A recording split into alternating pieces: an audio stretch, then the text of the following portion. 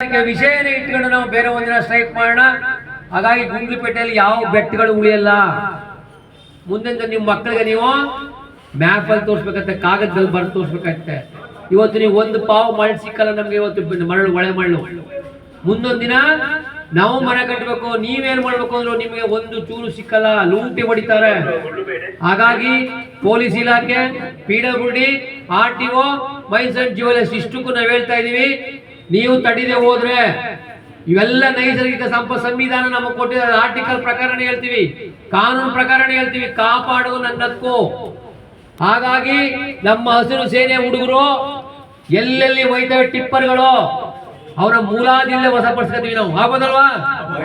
ಇನ್ ಮುಂದೆ ನೀವು ಟೈಮ್ ಕೊಟ್ಟಿದ್ದೀವಿ ನಿಮ್ಗೆ ಇಲಾಖೆಯವರಿಗೆ, ನೀವೇನಾದ್ರು ಕಾನೂನು ಕ್ರಮ ತಗೊಳ್ಳದೆ ಹೋದ್ರೆ ನಮ್ಮ ಹಸಿರು ಸೇನೆ ಪಡೆ ನಮ್ಮ ಮೂಲಭೂತ ಮತ್ತು ನೈಸರ್ಗಿಕ ಸಂಪರ್ಕ ಉಳಿಸ್ಕೊಳ್ಳೋದು ಸಂವಿಧಾನ ಚೌಕಟ್ಟಿನ ನಮ್ಗೆ ಹೆಂಗಿದೆ ನಮಗೆ ಗೊತ್ತು.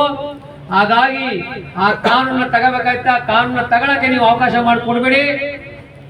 ಆಗಿಲ್ಲಿ ರಾಜಕಾರಣಿಗಳೇ ಗೊತ್ತು ಹೇಳಿದಾರೆ ಯೋಗೀಶ್ ಅವರು, ಮತ್ತೆ ಪೊಲೀಸ್ ಇಲಾಖೆ ಅಂತವ್ರವ್ರ ಅಪ್ಪಪ್ಪ ನಮ್ಗೆ ತಡೆಯಕ್ಕಾಗಲ್ಲ ಅಂತ. ನಿಜವಾಗ್ಲೂ ಇಲಾಖೆಯವ್ರಿಗೆ ಅಷ್ಟು ಕಿರುಕುಳ ಇದೆ. ಪೇಪರ್ ಕೊಟ್ಟಿದ್ದಾರೆ ಯೋಗೀಶ್ ಅವರು, ನಾನಿಂದ ಒಬ್ಬರಿಂದ ಸಾಧ್ಯವಿಲ್ಲ, ರಾಜಕಾರಣಿ ಮೇಲಿಂದ ಫೋನ್ ಮಾಡಿಸ್ತಾರೆ ಅಂತ.